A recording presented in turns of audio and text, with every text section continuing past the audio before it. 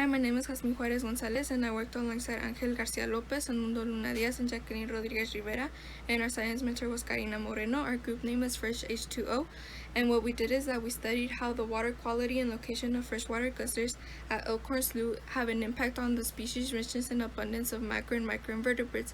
So if you're interested in hearing more about it, please take the time to look at our presentation on our studies. Thank you.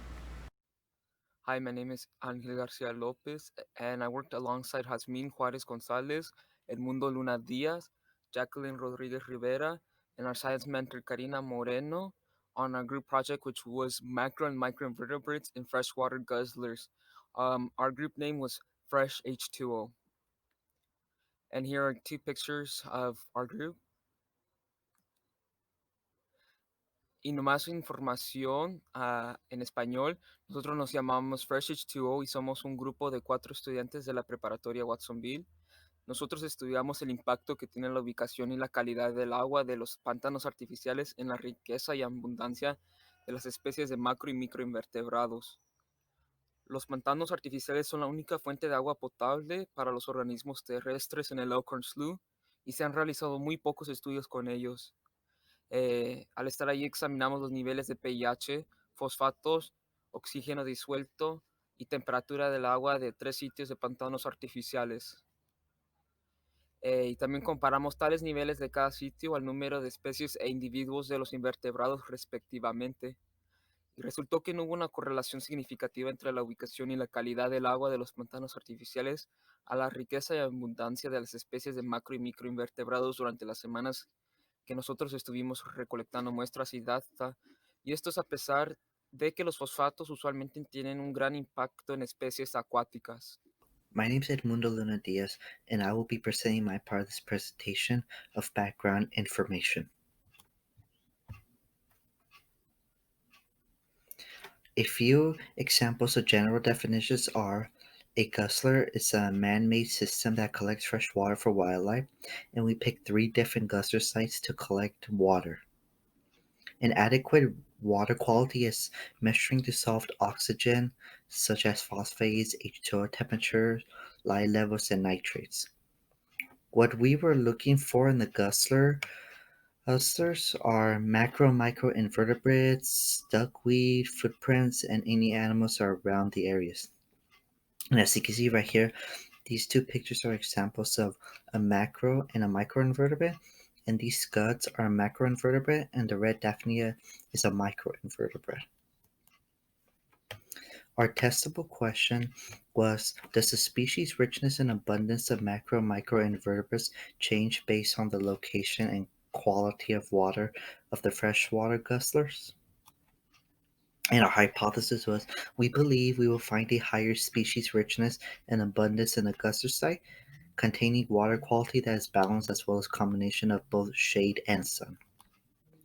And as you can see right here, this is a map of Elkhorn Slough, and each blue dot represents each of the guzzler sites we visited. And the difference of each guzzler site is that guzzler site number 5 is off a trail where it's covered by a lot of trees to give it shade. And guzzler site number 7 is also off trail, and it takes place up on a hill where we have to climb up to collect our water samples. And guzzler site number 8 is right close to the trail where it's easy for us to get access to our water data samples, but does not have any trees to cover it to give it shade, and the sun hits directly at it. Methods and materials. Here is our materials list. It included items such as the Chemetrix water quality kits, pH strips, and a plankton ID book. For our protocol, the first thing we did was we collected the materials necessary. Then we headed to our first guzzler site. Once we arrived there, we had 2 team members collect water samples using our homemade plankton tow nets. They also installed HOBO sensors. While they were doing this, we had 2 other team members collecting metadata such as air temperature, relative humidity, and they also collected data from the guzzler such as DO levels.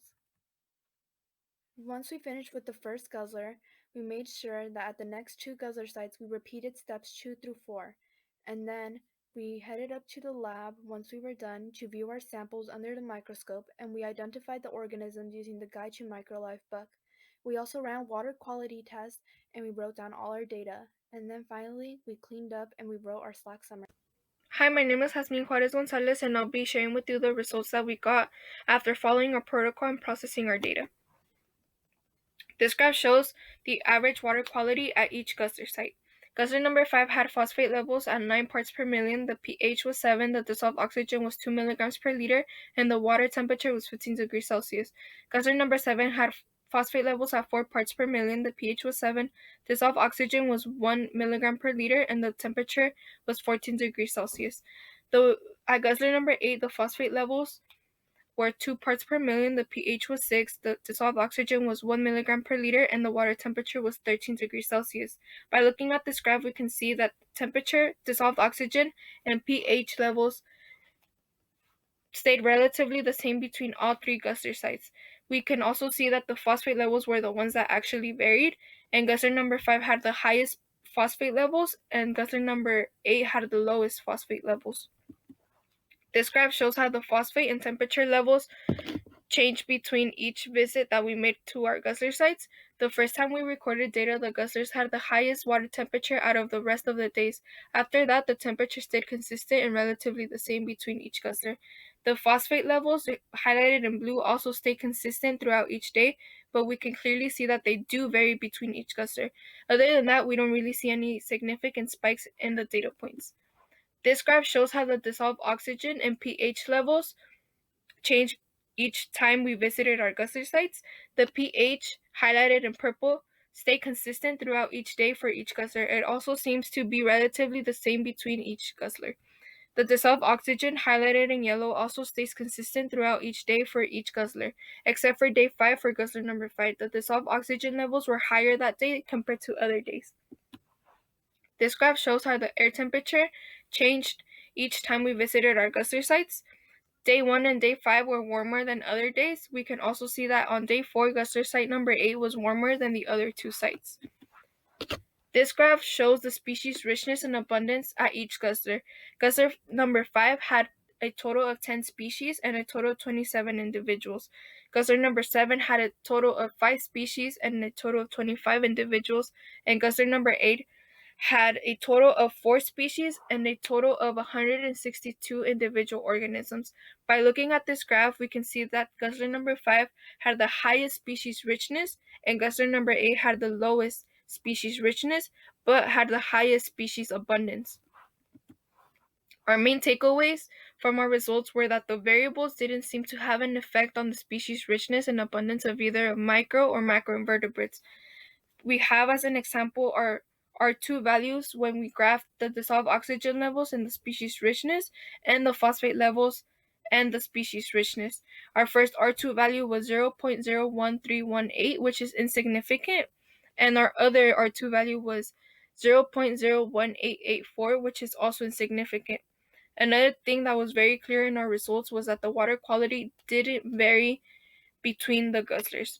And by observation, we realized that Guzzler site number 8 had the most differences between the other two sites.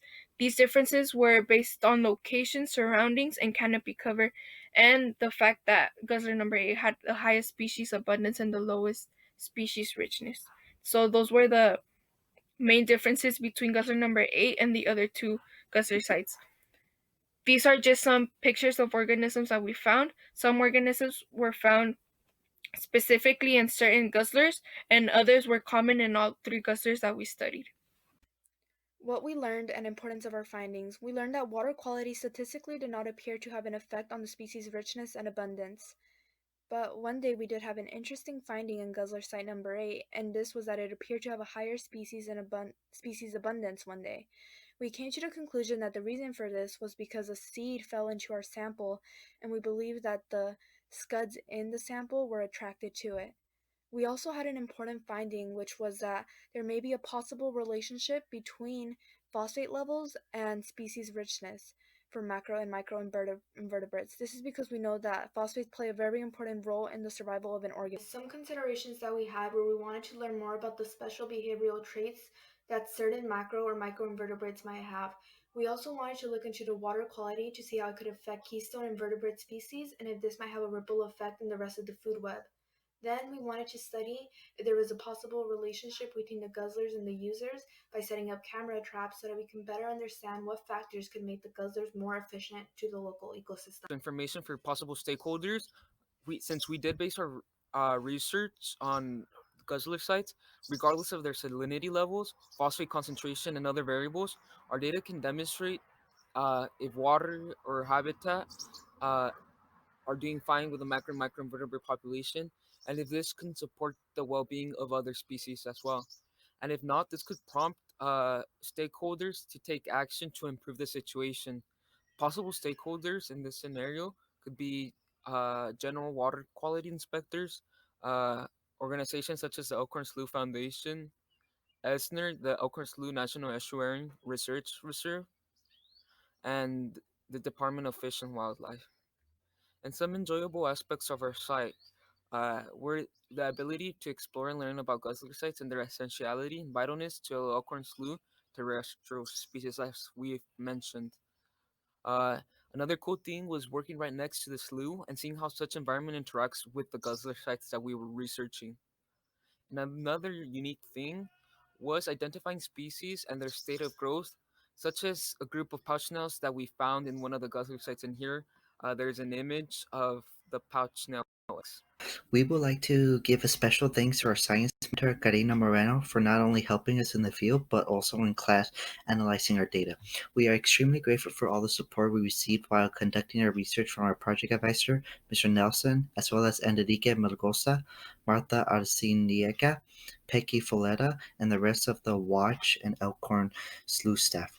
Thank you all for listening to our presentation.